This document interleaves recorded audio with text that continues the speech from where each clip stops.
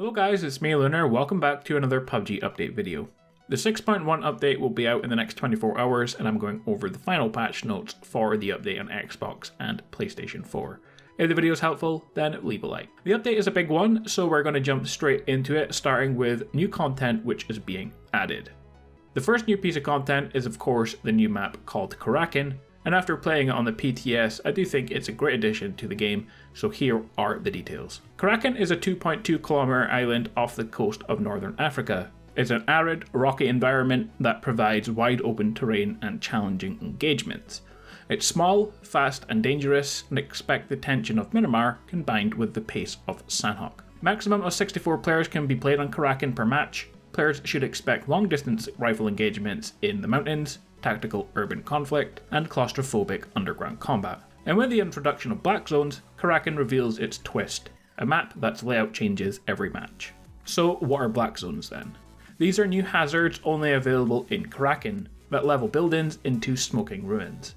The hazard is basically some missiles that land in an area marked in purple, and they will destroy any buildings at random inside of the circle, similar to red zones, but they will actually destroy buildings. The focus of the black zone is designed to push players out of the safety of a building.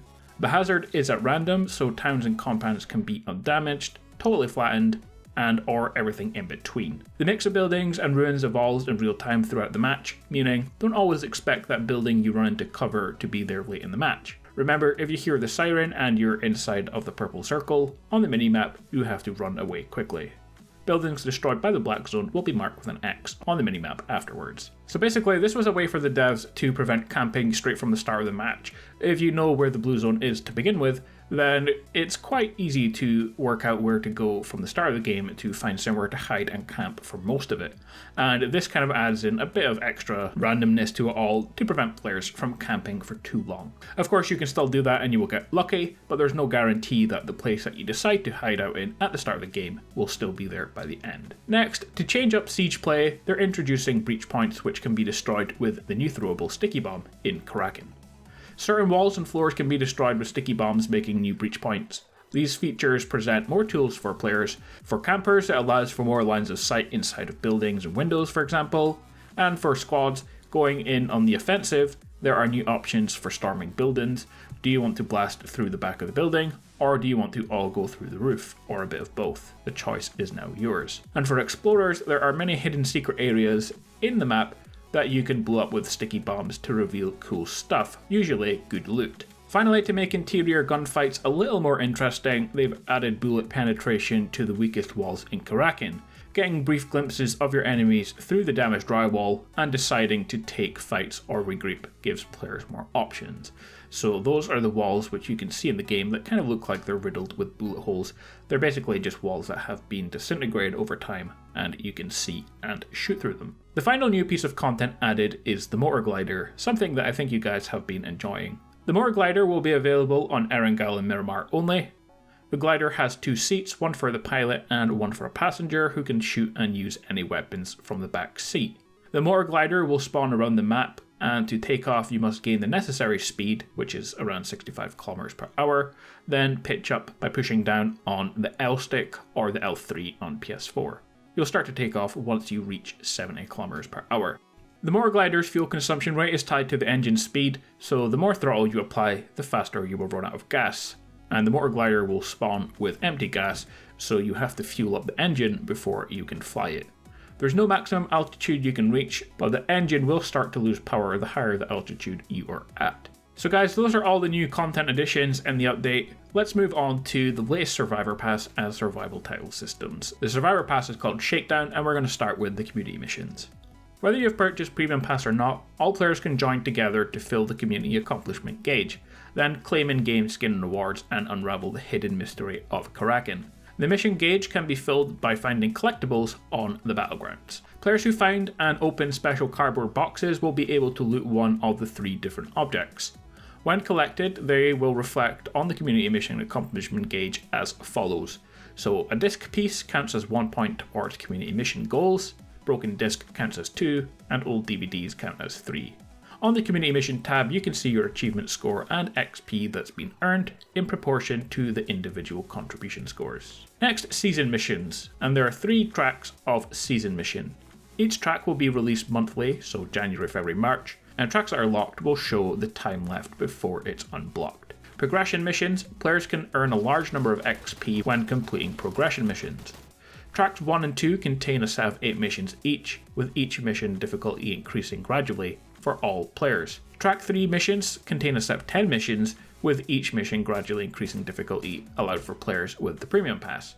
Milestones are completed when a set goal has been achieved relative to daily, weekly, and challenge missions. For example, complete 70 total daily missions. Finally, earn level up items for next season.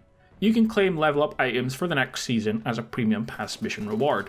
These items are not marketable and they will be activated when the next Season 7 starts. Alright guys, on to the changes made in the patch notes, beginning with gameplay changes. There's a new firing mode update. They have added an option to set second firing mode for assault rifles and submachine guns, which have 3 firing modes: single, burst, and auto. Keep in mind, if you pick up a weapon that doesn't have auto mode after setting auto as first and single as a second preference, it will automatically set as single for the weapon.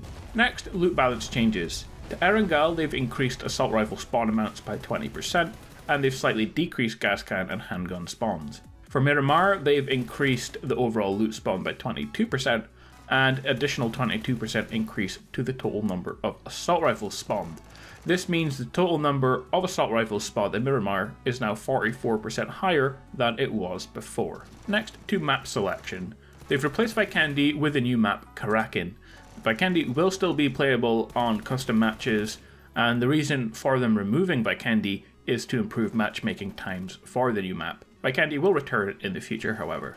The featured map is Karakin, the other ones include Erangel, Miramar, and Sanhok, and the featured map, which is returning, might be disabled if it causes matchmaking times to be too long, and they will return to random map selection. It really depends on how it works in the PTS.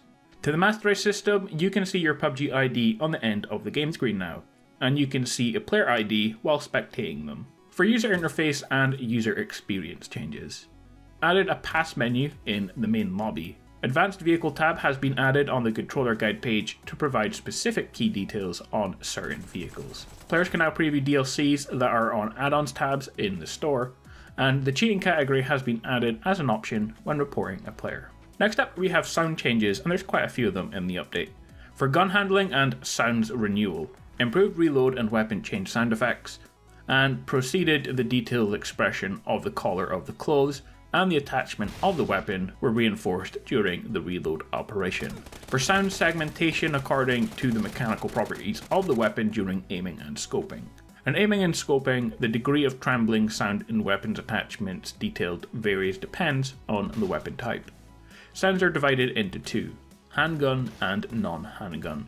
Handgun has less trembling or non-attachment detail sounds compared to the non-handgun weapons. To vaulting sounds, they've improved the detailed expression on objects such as hand-to-body contact, collar-to-shoulder squeaks, and during vaulting.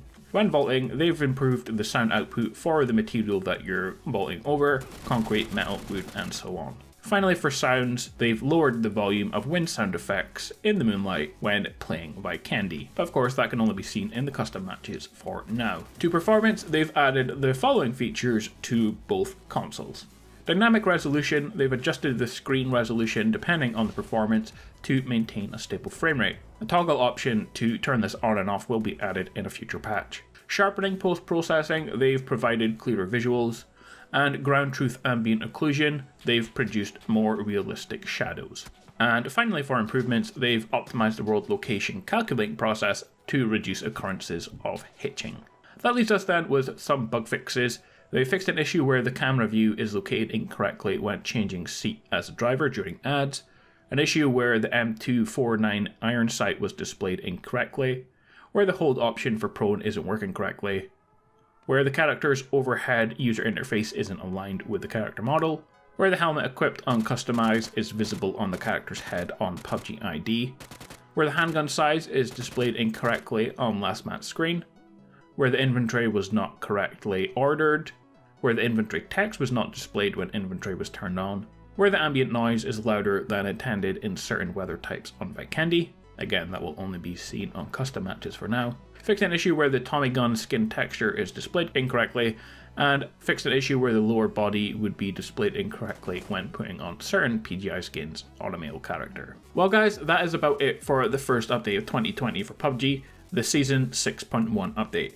Let me know what your thoughts of all the changes are in the comments below. For me, this has been a very nice update. The mortar glider, sticky bombs, and the new map are all great additions, and things like the black zones and sticky bombs, plus destructible environments, is a good insight into the future direction of the game, offering more tactical gameplay and more decision making, not only for battle royales, but for team deathmatch, which is highly rumoured to be releasing. So I definitely like the direction that PUBG is heading. Anyway, like and subscribe for all the latest news and updates to PUBG, Modern Warfare, and other shooter games as they happen. Have an awesome day, and I'll see you all next time. Peace out.